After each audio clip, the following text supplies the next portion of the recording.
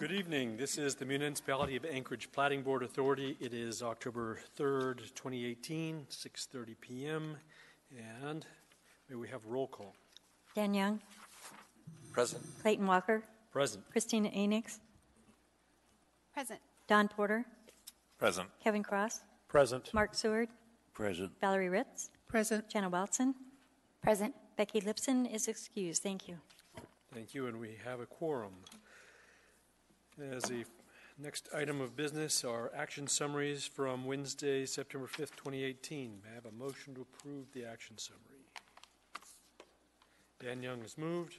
Kevin Cross has seconded. Any opposition to the action summary? Seeing none, the motion passes. We'll next turn our attention to the minutes. We have minutes from September 5th, 2018. May I have a motion to approve the minutes? Dan Young has moved. Valerie Ritz has seconded. Are there any amendments or corrections that anyone wishes to make to the minutes for September 5th? Seeing none, is there any opposition to the motion on the floor? Seeing no opposition, the minutes are approved. We'll now turn to special order of business. We have informational items from September 4th and September 17th.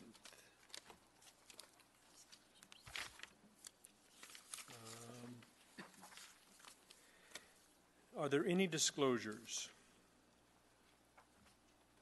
Dan Young. Through the chair, in the case of S12431 Spinvest subdivision, lots 89A and 95A, my firm has worked for the petitioner on other projects in the past. We are not involved in this project. I have no financial or personal interest in the matters before the board. I can remain impartial in fact and action as a member of this board without personal bias. My past involvement and personal interest will not prevent me from fairly evaluating the facts of this case. Thank you. May I have a motion directing Dan Young to participate in case S12431? Kevin Cross. Yes, regarding case S12431, Spinvest subdivision, I move that Dan Young participate. He has stated that he has no personal involvement, no financial involvement, and can remain unbiased. Thank you. And that motion has been seconded by Don Porter. Are there any other findings the board would like to make? Any opposition to the motion on the floor? Seeing no opposition, the motion passes. Dan Young, you're directed to participate in case S12431. Are there any additional disclosures?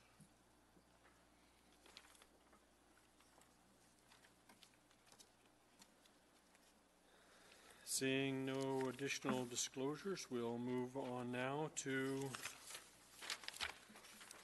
new business. The Platting Board meets each month on the first and third Wednesday, except holidays, as regular meetings.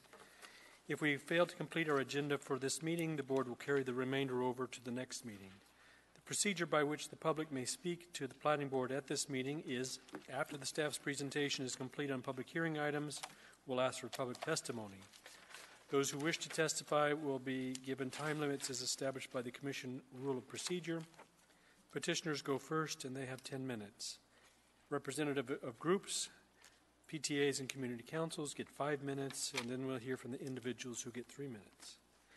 When your testimony is complete, you may be asked questions by the board. You may only testify once on an issue unless the board questions you further. With that, may we have staff's presentation for case S12431? Yes, thank you, Mr. Chair. This is a request to subdivide 3 lots into 2 lots. The purpose of this platting action is to subdivide surplus state lands slated for private sale and to dedicate right-of-way for the Old Glen Highway.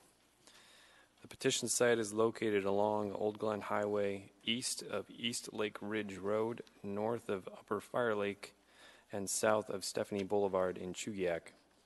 Proposed lot 95A is undeveloped. The dedicated right-of-way shown through the center of the preliminary plat currently serves as the Old Glen Highway. The north side of the petition site, which would be lot 89A, is zoned CE B3SL, and the south side, Lot 95A is zoned CE R2A SL. The proposed lots meet the minimum lot size and width requirements of Anchorage Municipal Code, and there were no objections by reviewing agencies to this platting action. This preliminary plat appears to generally conform to the petition site's classification as shown in the 2006 Chuyak Eagle River Comprehensive Plan Land Use Plan Map, as well as the following goals and objectives.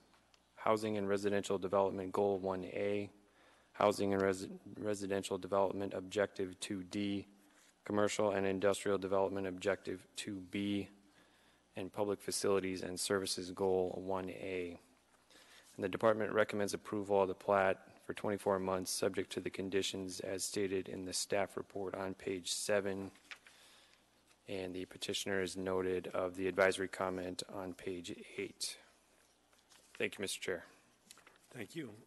Does that raise any questions from the board?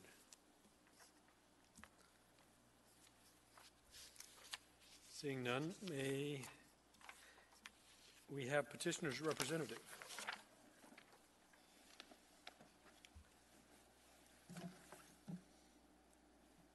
I'm Charles Spinelli, owner of Spinvest LLC.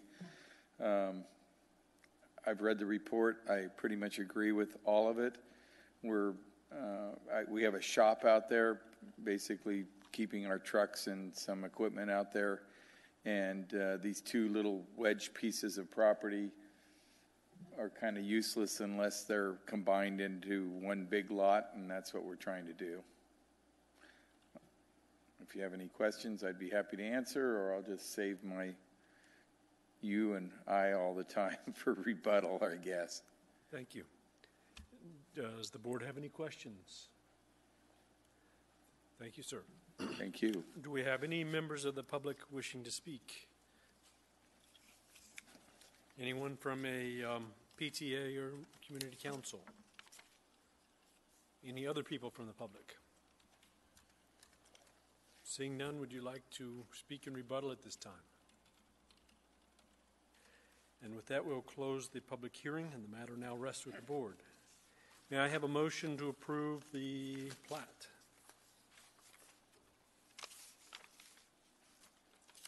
Don Porter, would you like to state your motion? Yes, in the matter of case S12431, I move that we approve the plat for 24 months, subject to conditions 1, 2, and 2A, 2B, 3A, 3B on page 7.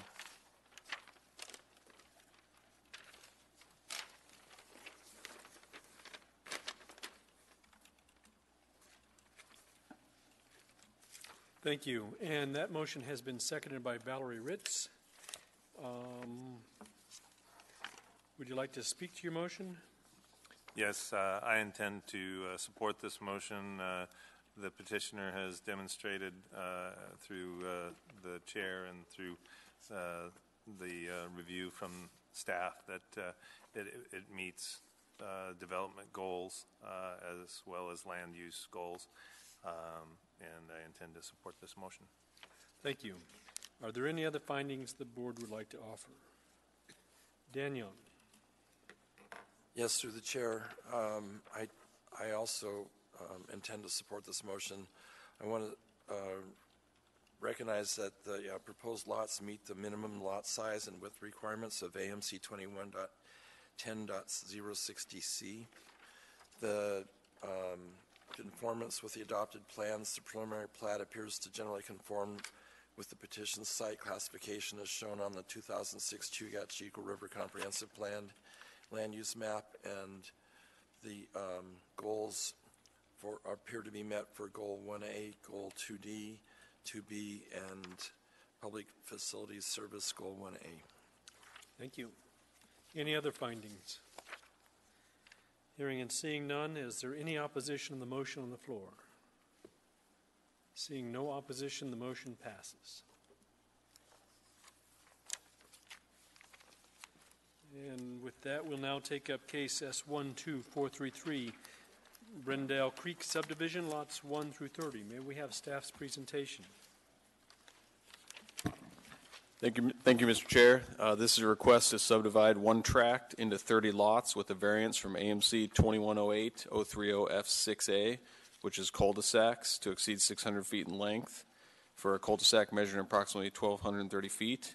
This request is being made to allow for the subdivision of land and provide 30 residential lots in Eagle River. The petition site is located north of Telluric Drive and east of Eagle River Loop Road in Eagle River. There is a case to rezone the subject property to Chuyak Eagle River R1A, single-family residential, which has a recommendation for approval from the Planning and Zoning Commission, and that is soon to be heard at the Assembly for a decision. That will be sometime in November. The property is zoned as CER1A, meets the minimum lot size and width requirements. There were no objections by the reviewing agencies to this platting action. The preliminary plat appears to generally conform with the petition site's classification as shown in the 2006 Chuyak Eagle River Comp Plan, land use plan map. It meets the goals of housing residential development 1A and 2D. The subdivision will create a new residential development of single-family homes, and the development pattern is consistent with other residential properties which border the site to the north and south. The petitioner for the variance request is requesting a variance for cul-de-sacs to exceed 600 feet in length. For this project, a cul-de-sac variance is being requested to accommodate the topography of the natural features, which involve the proposed road design layout. The natural topography is too steep to allow for connection to Brendel Way, and the unusual geometry of the property limits the options for development and road design. Approval criteria for the variance request, standard A has been met. Natural features of the topography include slopes ranging from 35 to 40%, which is impractical for road improvements. Standard B has been met. The granting of the variance will provide a road to be built for the subdivision that both adequately serves the neighborhood and accommodates emergency response vehicles. Variance standard C has been met. The intent of this section is to discourage, for safety reasons, cul-de-sacs that are excess in length. This design appears to be a reasonable alternative due to the topography features and right-of-way constraints associated with the property. Standard D has been found to be met. Undue hardship would result from strict compliance with the subdivision regulations. Denial of this variance would affect the property, and strict compliance of the regulations would make the property not feasible to develop. Generally, reviewing agencies had either no comment or no objection to the variance request. Therefore, staff recommends approval of this variance subject to the conditions for on page 11. It's approval of the variance from 2108-030F6A, cul-de-sacs to exceed 600 feet in length for a cul-de-sac measuring approximately 1,230 feet, subject to the one condition found on page 11. Also, approval of the plat for 24 months, subject to conditions 1 through 10, found on page 12 and 13 of the staff packet. The petitioner and petitioner's representative is here tonight to discuss their subdivision design layout, and we can answer any questions you have. Thank you. Thank you. Does that raise any questions from the board? I would like to point out that also tonight this is just the platting of the land, which is basically just dividing the land up into the parcels. The rezone is a separate case, which there'll be a public hearing at the assembly level. Thanks. Thank you. Does that raise any questions with the board? Seeing none, may we have petitioner's representative?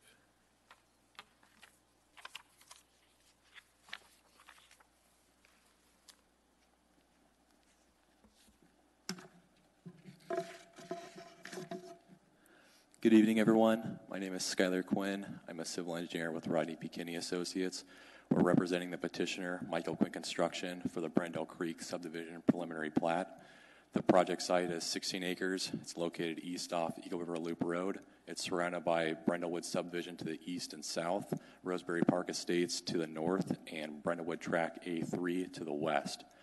The petitioner submitted an application to rezone the property, and the Planning and Zoning Commission meeting and public hearing was held September 10th. The Planning and Zoning Commission voted unanimously to recommend approval of the rezoning for R7 to R1A. The preliminary plat provides a 30-lot layout. The 2006 Eagle River Chugia Comprehensive Plan update classifies this tract as residential for housing density of 3 to 6 dwelling units per acre. The proposed layout housing density is well below the R1A allowed density to fit the surrounding neighborhood. R1A allows for a minimum lot size of 8,400 square feet.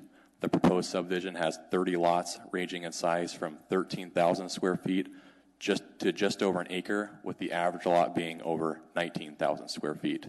I'd like to reserve all remaining time for rebuttal. Thank you. Thank you, sir. And you have 8 minutes and 44 seconds for rebuttal. Do we have any questions for, I didn't catch your first name, Mr. Quinn. Skylar. Skylar. Okay. Do we have any questions for Skylar? Kevin Cross. Skylar, thank you.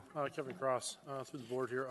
Actually, I'm very familiar with this area. In fact, I've been involved with some properties off Cascanac Drive. I know that area on the lower section actually be pretty wet. So there's a pretty decent slope from where that little house used to sit on that 15 acres to what we've developed here. And I guess if I was a property owner and I owned any of these lots that are off Cascanac Drive here that would be to the southeast, my concern would be once we remove all those trees and we've got slope, what did you guys do to provide, or what planning was put in place to prevent any kind of drainage that may occur in these or head towards these properties in these backyards?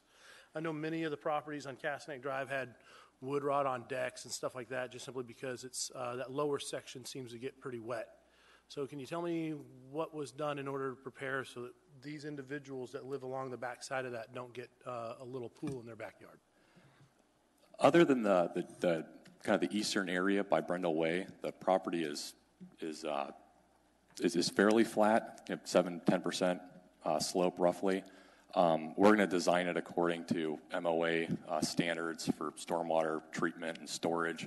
We're going to have curb and gutter there, which will have catch basins that will direct that drainage that comes through the road there to the south end of the subdivision, and then it'll feed into the storm drain system at the Talarick Drive intersection. All right, so yard drainage from those lots will be headed towards the street and then be funneled out through public drainage. Well, the yard drainage for the new lots on the subdivision would not be heading towards the catch basins. However, we did do a phase 1 geotechnical analysis in the area, and we've found exceptional results as far as the existing soils there. A lot of them being very, very sandy and have high rates of percolation, and we'll continue to work towards a good drainage design for the subdivision. All right, so your engineering studies show excellent soil absorption, so the chances for any kind of unforeseen flooding is minimized.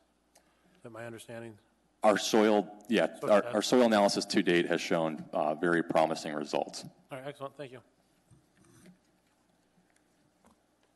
Are there any other questions for Skylar Quinn? Thank you, sir. Thank you. Do we have any members of Community Council or PTAs? Any members of the general public wishing to speak?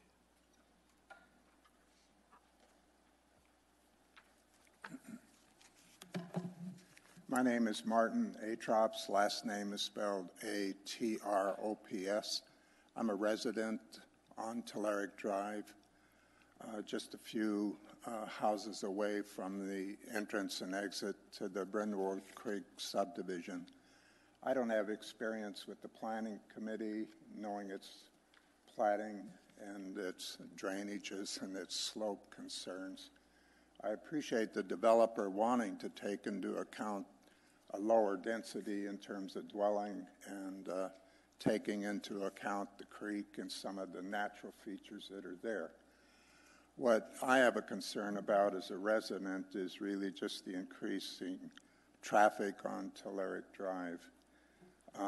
Telerik, since we've lived there since January of '85, my wife and I are amongst the original residents there and have remained in the same home since we entered here, since January '85. Telerik Drive has been extended. Cascanac was created with that uphill traffic, and then Mount Magnificent was added on to the top of Cascanac, going horizontally over the top. And we have neighboring subdivisions on War Admiral that use Telerik as a shortcut to get to the loop road, to go turn right and to go downhill. This Brindlewood Creek subdivision significantly adds to that.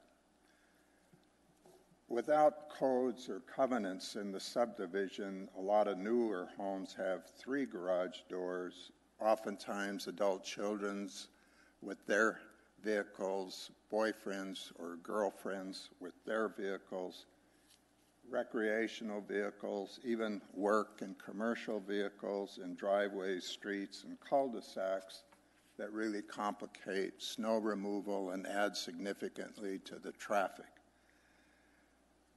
When you add to this just the normal commercial traffic that has to do with deliveries, lawn care, construction, repair, plus maybe school buses in the area, our concern is traffic. And our solution to this would be to recommend that there be some counting and measurement of the amount of traffic that goes through there now, which is a lot, especially during the school year.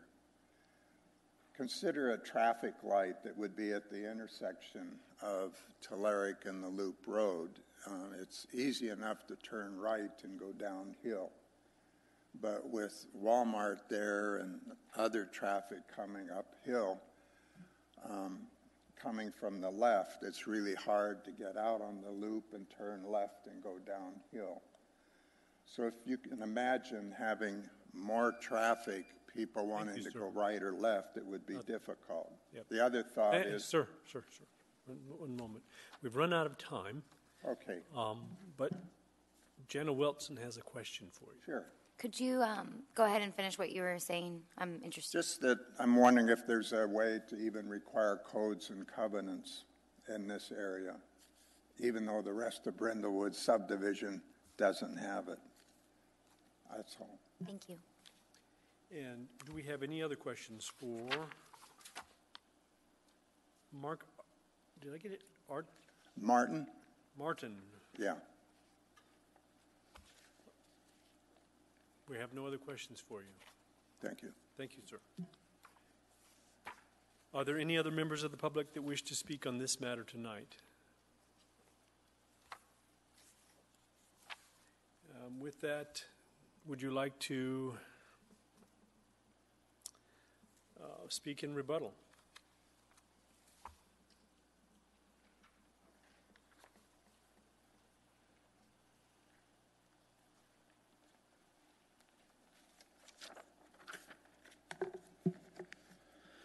So the concern that was raised about traffic, the subdivision entrance, or the proposed subdivision entrance, is approximately 320 feet away from the East Eagle River Loop Road, which is the main arterial, one of the main arterials for Eagle River. That street averages 9,000 cars a day. There's also 2 means of egress on Telerik Drive. You can either head west to the Loop Road, or you can head east towards Cascanac Drive. The municipality of Anchorage, their traffic department, has no objections or any concerns for the traffic impacts of the proposed development. Telerik Drive allows for minimal traffic impact to the existing subdivision.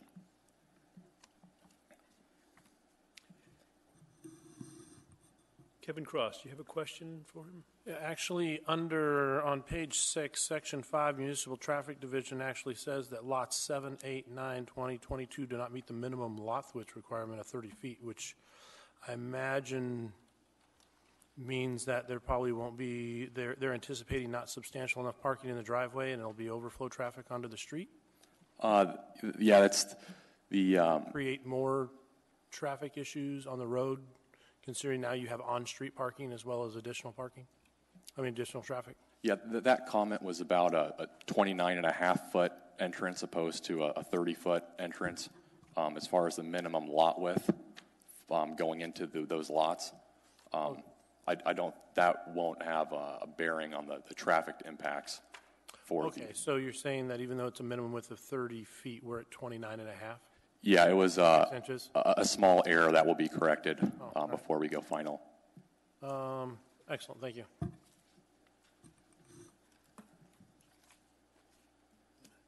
Dan Young. Yes, thank you. So one of the issues that was brought up tonight was parking on the street and snow removal. Can you address that concern for us? Street parking, the subdivision will be designed according to MOA standards.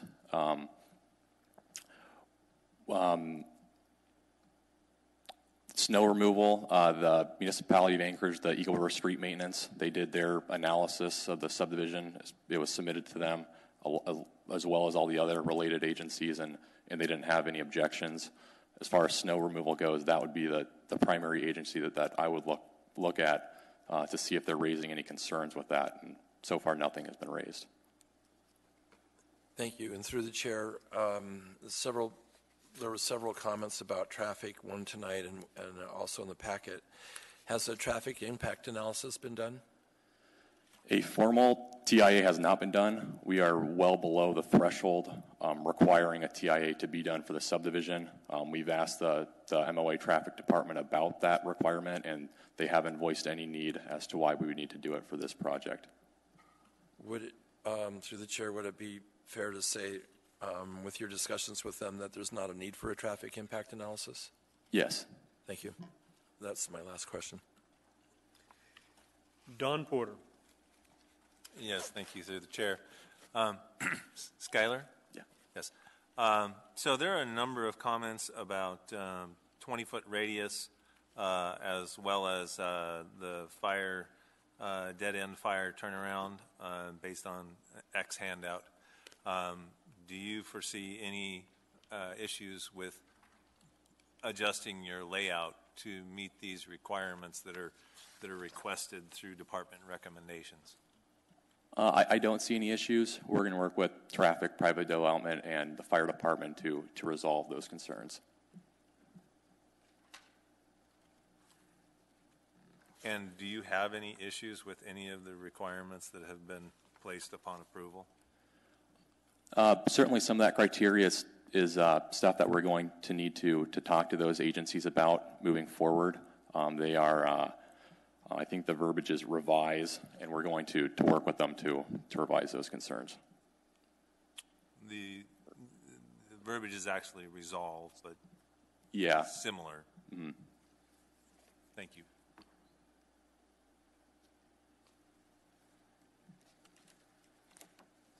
Do we have any further questions?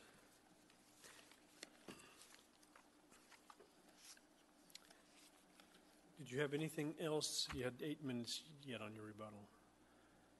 I don't have anything else. Thank you, sir. Thank you. And with that, the matter will now rest with the board.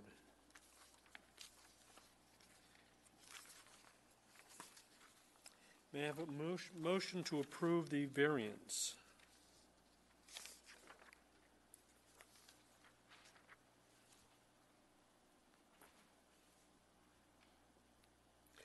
Don Porter, would you please state your motion? Yes.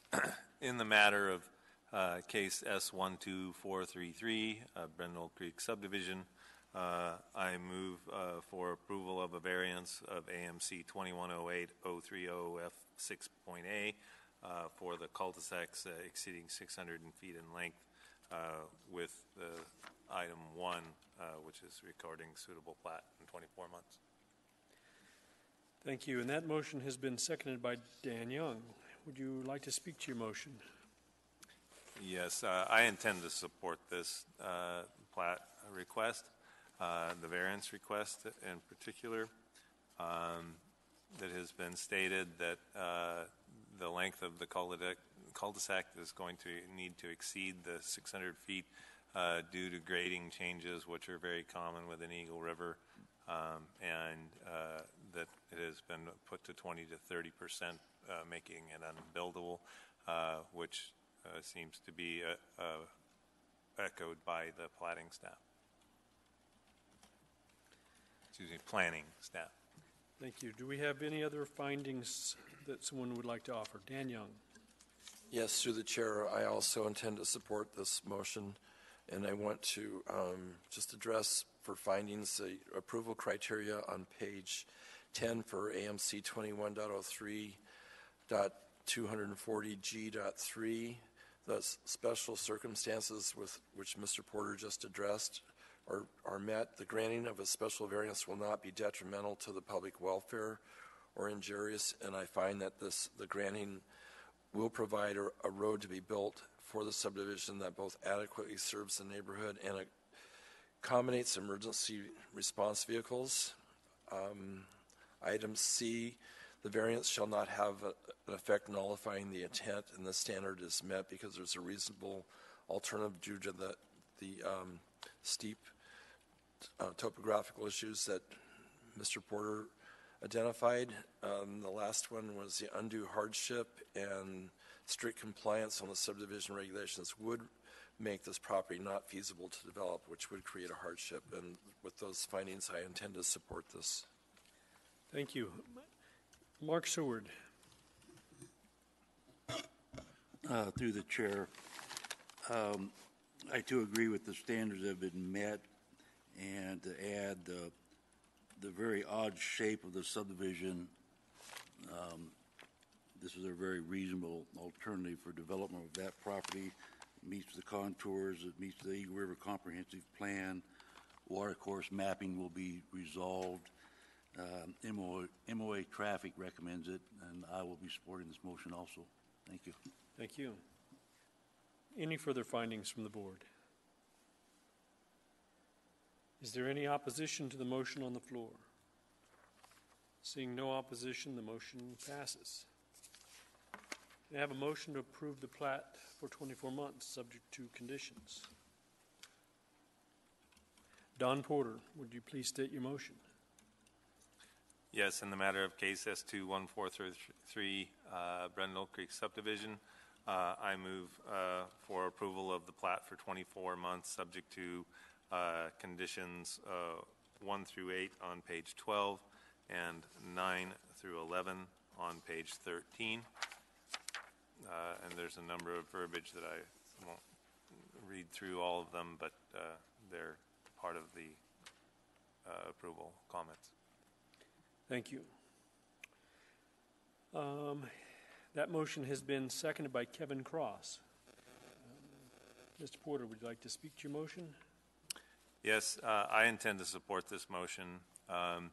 There's extensive commentary on the items that have to be revised that have been reviewed by all the different departments, specifically with fire turnaround space and returning radius for vehicles that has obviously been under the eye of the MOA traffic department. And so I have to believe that they have adequately addressed the codes based on the extensive commentary as well as the departmental comments. Thank you. Any other findings? Dan Young. Yes, I intend to support this motion, and I want to address a couple of public comments that were in the packet were related to traffic, and one of them was related to water pressure, which we didn't address tonight, but that should be would most likely be addressed by AWU. And what we heard tonight from the petitioner is they've talked to the traffic department, and there is no need for a traffic impact analysis, that this is well below the standard for a traffic impact analysis, and this appears to be addressed, as well as item number 3, resolving the radius, and item number, I believe it's number 9, addresses for the final plat, they have to work with subdivision agreement with private development for required Class A improvements, including paved streets, type 1 curbs and gutters. So I believe the traffic issues are addressed in this. Thank you. Are there any further findings? Is there any opposition to the motion on the floor? Kevin Cross, did I miss you? Yeah, you did, but that's okay. I also wanted to speak that I'll be supporting this motion for the following reasons. We've already addressed the traffic, which was a public concern. My personal concern with familiarity with the area just has to do with watershed management and drainage management. It looks like those items are being addressed under number 7 with resolve to watershed management services. I covered under 7A, B, and C. And additionally, under section 10, under 10D, just knowing that areas of that do have higher water table, and I'm familiar with some of the properties having some drainage issues, but this will obviously have to be run through WMS and develop a watershed management plan. So that resolves those concerns. Thank you. With that, are there any other findings? Is there any opposition to the motion on the floor? Seeing no opposition, the motion passes. Any individual may have appeal rights relating to any action this Platting Board takes. Appeal of this decision or any of the conditions is governed by Anchorage Municipal Code 2111-304. The decision of the board at this scheduled hearing becomes final 7 calendar days after the decision is made on the record, unless a written request is submitted to the Planning Division prior to the expiration of the 7th day to prepare a written decision based on this record, and the request is accompanied by a written notice of intent to appeal. Adoption of the written decision by the Platting Board becomes the final appealable decision, and within 20 days after the final appealable decision, an interested party must file with the municipal clerk either a written motion alleging new evidence or changed circumstances pursuant to Anchorage Municipal Code 2111-503, or an appeal of the board's final appealable decision under AMC 2130. And our next monthly meeting will be on November 21st, 2018, rather than the first Wednesday of the month. So please mark your calendars accordingly. Are there any other persons to be heard this evening? Dan Young. Yes, Mr. Chair, I request to be excused from the next meeting. I can't make that date. You are excused. Jenna Wilson. I too request to be excused that date. I cannot make that date. Thank you, Jenna. Jenna, you're excused.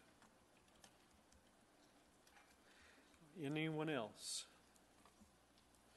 And with that, then we'll stand at adjournment at 7:06 p.m.